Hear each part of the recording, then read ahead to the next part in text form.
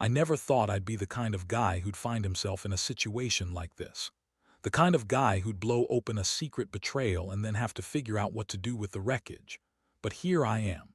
It all started on what was supposed to be our perfect anniversary trip, just my wife, Sarah, and me, heading out to our family cabin nestled in the woods. It's a place we always went to decompress, reconnect, escape the chaos of daily life. I'd been looking forward to it for months. The cabin's old, wood-paneled walls that smell of pine and age, the crackle of the fire, the soft hum of crickets at night. It's the kind of quiet that soothes you, the kind of quiet that makes you feel safe. We planned a weekend of fishing, grilling, maybe some wine. Simple, right? That's what I thought. But somewhere along the way, I started noticing strange little things poking at the back of my mind, small, off moments I brushed aside. Sarah had been acting weird all week before we left. She was more anxious than usual, nervously fidgeting whenever I mentioned the trip. When I asked if something was wrong, she'd smile and say she was just excited, maybe a little nervous about how perfect everything was going to be. But her eyes, they flickered with something else, like guilt or shame, I couldn't tell. I told myself I was overthinking it. She's been stressed at work, maybe that's all it was. We got to the cabin late Friday afternoon. The air was thick and warm, the scent of pine heavy in the breeze. The sun was sinking behind the trees, casting long shadows across the porch. I unpacked, poured us each a cold beer, and we sat outside trying to relax. But I couldn't shake that feeling of unease. Something was off. That night we had dinner on the porch, and I watched her as she laughed at my terrible grilling skills. It was a good moment until I noticed her glance towards the back of the cabin for what seemed like too long. I shrugged it off. Maybe she saw something in the woods. I was tired, maybe imagining things. But a niggling voice told me to keep my guard up. The next morning, I decided to go for a walk and clear my head. Sarah stayed behind, saying she wanted to sleep in. I wandered through the woods, the crunch of leaves under my boots, the cool breeze brushing against my face. That's when I saw it. A small, crumpled piece of paper tucked into a crevice near the porch, half covered with dirt. I brushed it off and unfolded it carefully. It was a handwritten note. Nothing big, just a few words. Meet me at the lake. 8 p.m. My stomach dropped. My mind raced. Who would leave that? I looked around, trying to figure out if someone had been lurking nearby, but the woods were quiet except for the distant chirping of birds. I kept the note in my pocket and headed back inside. Sarah was still in bed. She looked peaceful, her chest rising and falling gently. I sat down, my hands trembling slightly. My gut was telling me something was wrong, something I refused to ignore anymore. That note was a red flag, and I knew it. But I had no idea yet how deep the betrayal ran or what I was going to do about it. I needed to see more. I needed to find out what she was hiding, because I knew somehow she wasn't just sneaking around for no reason. The question was, what was she hiding and how far would she go? I hadn't even started to dig, and I already felt the cold weight of betrayal pressing down on my chest. The rest of the day passed in a haze of suspicion and cautious watchfulness. I kept her in my line of sight as much as I could, my mind spinning with possibilities. But I wasn't prepared for what I'd find that night, waiting by the lake, with the moon hanging low and the water shimmering ominously. I didn't know then that this was just the beginning. That evening I couldn't shake the feeling that I needed to see the lake. I told Sarah I was going for a walk, and she barely looked up from her phone, nodding vaguely. As I slipped out the door, a strange mix of nerves and adrenaline hit me. The woods were darker than before, shadows stretching long and twisting around the trees. Every crackle of leaves under my feet sounded amplified in the silence, like the woods themselves were whispering secrets. I reached the lake, which looked almost mirror-like in the moonlight, the water dark and still. That note kept echoing in my head. I crouched behind a bush, trying to stay hidden. My heart hammered in my chest. I watched as a figure appeared from the shadows, someone I didn't recognize at first. It was a man, tall, broad-shouldered, his face obscured by the hood of a sweatshirt. He was leaning against a tree, waiting. This was the moment I realized I wasn't just paranoid. Someone was here, waiting for whoever was supposed to meet them. My stomach twisted with a mix of anger and confusion. I wanted to confront whoever it was, but I also knew I needed proof. I carefully pulled out my phone and clicked a picture, making sure I caught their face. The man glanced around, then reached into his pocket, pulling out a small box, something wrapped in tissue paper. I squinted, trying to make out what it was. Whatever it was, it looked like a gift. I felt my fists clench. How far had she gone? Who was this guy? Suddenly, the figure looked around, sensing something was off. I froze behind the bush, heart pounding so loudly I thought it might give me away. Man started to walk closer to the water as if waiting for someone else. I stayed silent, waiting for the right moment to move. Then out of nowhere, a second figure emerged from the shadows. It was a woman, young, dressed casually, her face illuminated briefly by the moon. She hurried toward the man, and I saw her hands tremble as she reached him. They exchanged a few quick words, then she leaned in to kiss him. My stomach clenched so tight I thought I might throw up. That's when I saw the gift box get handed over. My mind reeled. This was a setup. Sarah's note, the mysterious meeting, the gift, everything clicked into place. They weren't just talking, they were planning something. I grabbed a few more shots, steadying myself. This was evidence. I stayed hidden until the pair disappeared into the woods, then I quickly backed away and made my way back to the cabin. My mind was racing, trying to piece together what I had just seen. I was furious, betrayed, sick to my stomach. I had to confront her, but I also knew I needed a plan. I had the proof now, and I had to decide what my next move was. Back at the cabin, I kept my eyes on the door, heart pounding in my ears. When Sarah finally came in, I was already waiting. She looked at me with a smile, the kind that used to make me feel warm inside. Now it made me want to punch her. "You look exhausted," she said softly, sitting beside me. "Did you see anything on your walk?" I stared at her, holding the phone still in my hand. "I saw the note you left at the cabin," I said coldly. Her eyes flickered, guilty maybe, or surprised that I knew.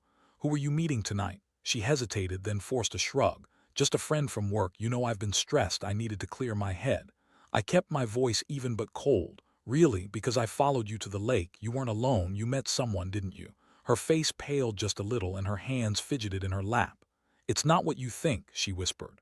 "Oh, I think it is," I snapped. "And I have the pictures. The guy, the gift, everything. Tell me.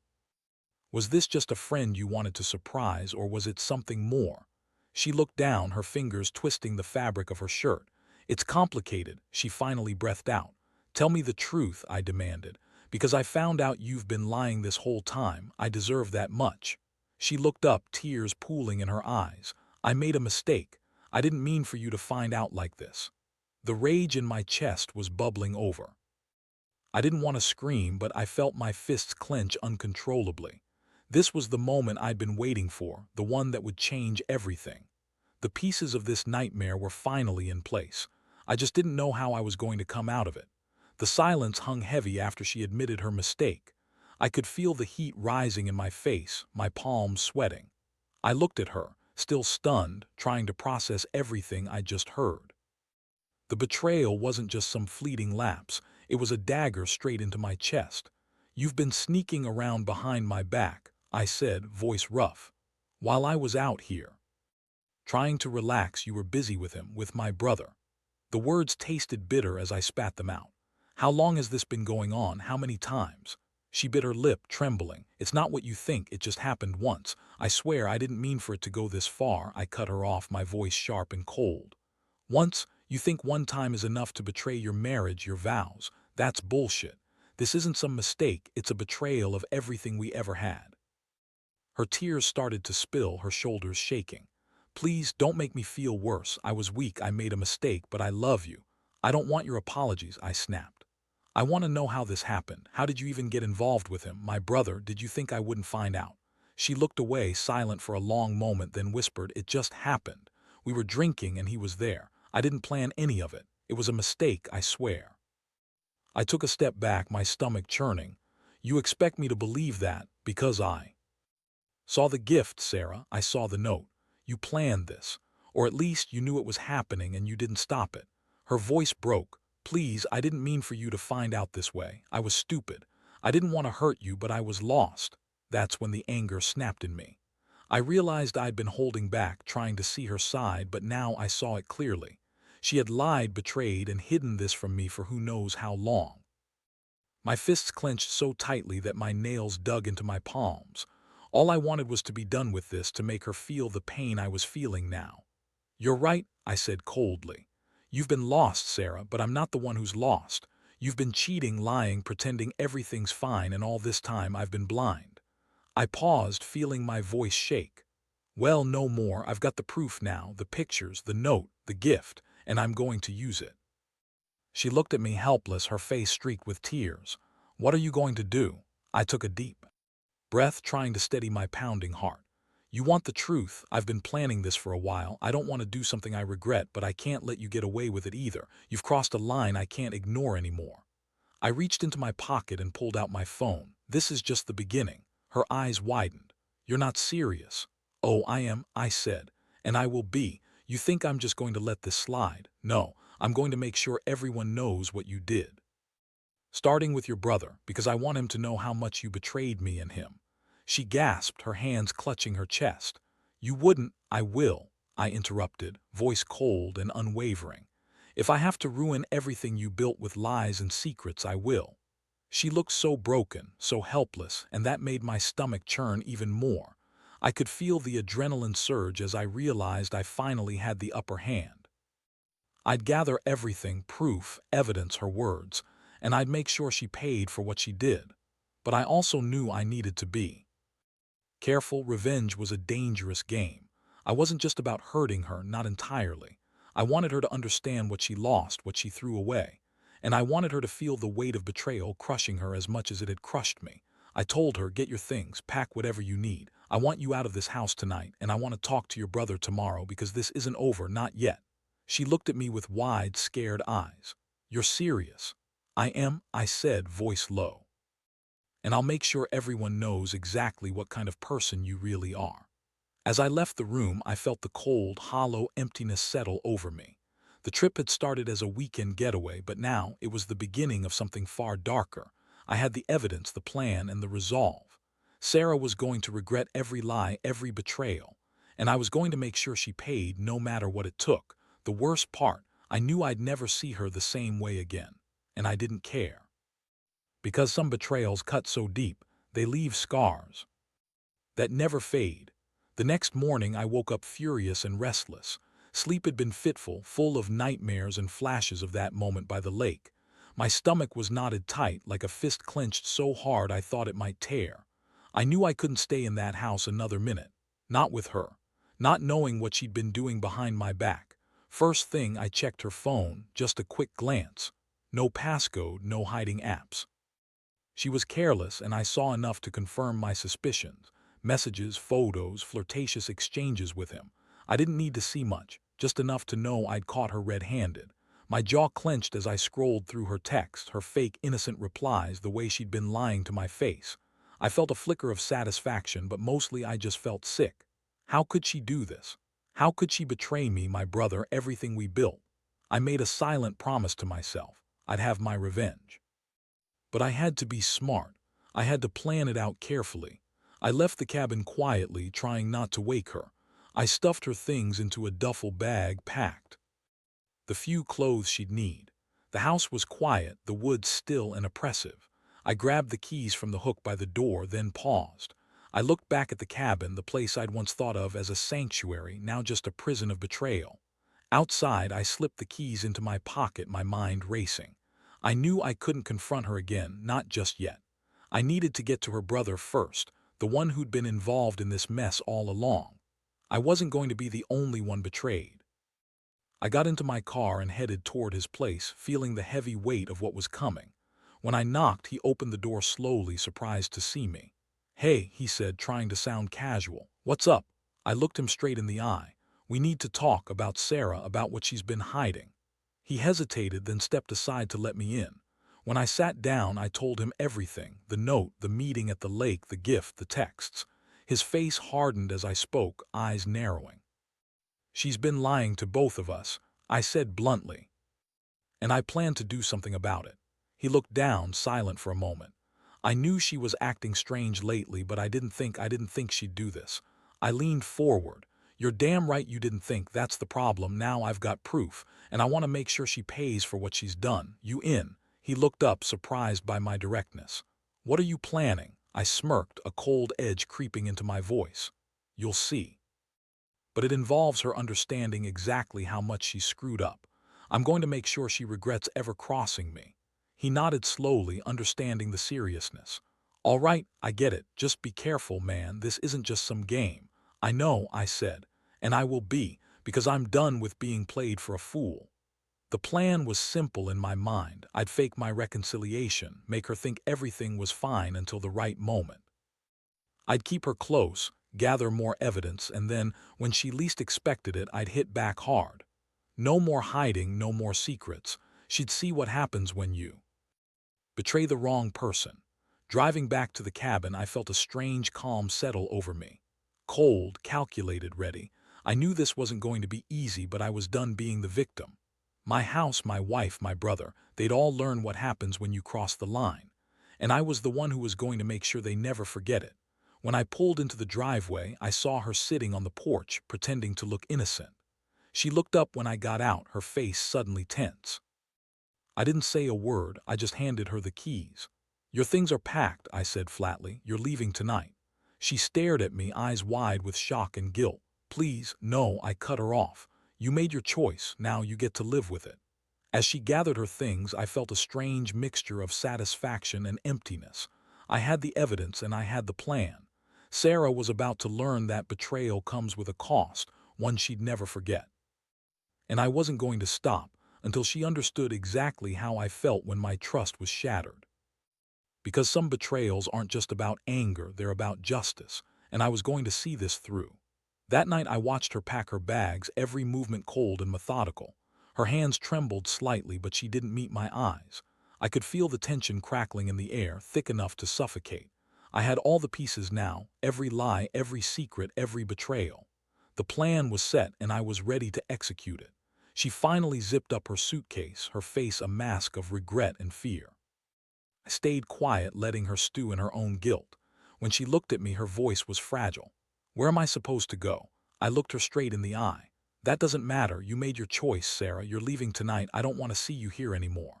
Her lips quivered. "Please, can we just talk?" "No," I said sharply. "There's nothing left to say. You lied, you cheated, and you betrayed me, not just as my wife, but as my family. You don't get to just apologize and go back to normal." My voice was steady but cold as ice. "You're done here." She hesitated, then looked away, tears streaming down her cheeks. "I didn't mean for it to turn out like this. I was weak. I loved you, I swear." "Save it," I cut her off. "The only thing I want from you now is to leave and never come back. You're not the woman I thought I knew." I handed her a bag with the last of her belongings. "Take your things and go. I don't want to see you or hear from you again." She hesitated one last moment, then silently took the bag, clutching it like it was her last link to her old life. Her shoulders shook as she turned and headed toward the car. I watched her go, a strange mixture of relief and emptiness washing over me. The house was quiet now, save for the hum of the night insects outside. I sat on the porch, staring into the dark woods, feeling the weight of what I'd done. I'd finally severed that awful tie, her betrayal, her lies, her treachery. But I knew this wasn't the end. It never was with something like this. I knew I had to do more. I had to make sure she understood the full extent of what she lost. I sat there for a long time, contemplating my next move. I pulled out my phone and dialed the number I'd been saving for today. "Yeah, I need to talk to your brother," I told him when he answered, voice cold but controlled. "It's about Sarah. She's leaving tonight." He was silent for a moment. "Okay, I'll be there tomorrow. We need to talk." I just nodded, feeling a strange sense of closure. This wasn't revenge for revenge's sake. It was about justice, about making her see what betrayal really costs. I didn't want her to walk away feeling victorious. I wanted her to feel the pain of losing everything she'd taken for granted. As I sat there, I realized that I'd never look at her the same way again. Trust, once shattered, is impossible to rebuild. But I could rebuild myself. Maybe stronger, maybe more cautious. Either way, I'd learned a hard lesson. Some betrayals cut so deep that there's no going back to what was before. I took a deep breath, feeling the cool night air fill my lungs. One last glance at the dark woods, then I turned and headed inside, ready to close this chapter and move forward. Because some things, like trust, are lost forever and the only thing left is to pick up what's broken and keep walking. And that was the moment I knew I'd never let anyone betray me like that again. The next morning, I didn't sleep. I lay awake thinking about everything: the betrayal, the lies, the way she looked when she finally realized she'd lost everything. It was strange, feeling both empty and oddly relieved. There's a strange clarity that comes after you've torn down something that was rotten from the inside out. I watched her drive away from the driveway, her car disappearing down the gravel road. I didn't wave. I didn't shout. I just let her go, knowing I'd done everything I could. The house was silent, except for the faint hum of the refrigerator and distant birds singing outside. It felt like the end of an era, one I was glad to see the back of. I finished packing the last of my things, then sat on the porch for a moment, just staring at the woods. I felt the weight lift from my shoulders, but also a strange emptiness. The betrayal was done, the proof was out there, and now I had to pick up the pieces of my house, my life, my trust. My phone vibrated in my pocket. I pulled it out and saw a message from her brother. "She's gone. We need to talk. Meet me at the courthouse later today." I knew that was where this was heading: legal stuff, the aftermath. I was prepared for that, ready to face whatever came next. I took a deep breath, feeling the cool air fill my lungs. This was the final step, sealing everything, sealing her out.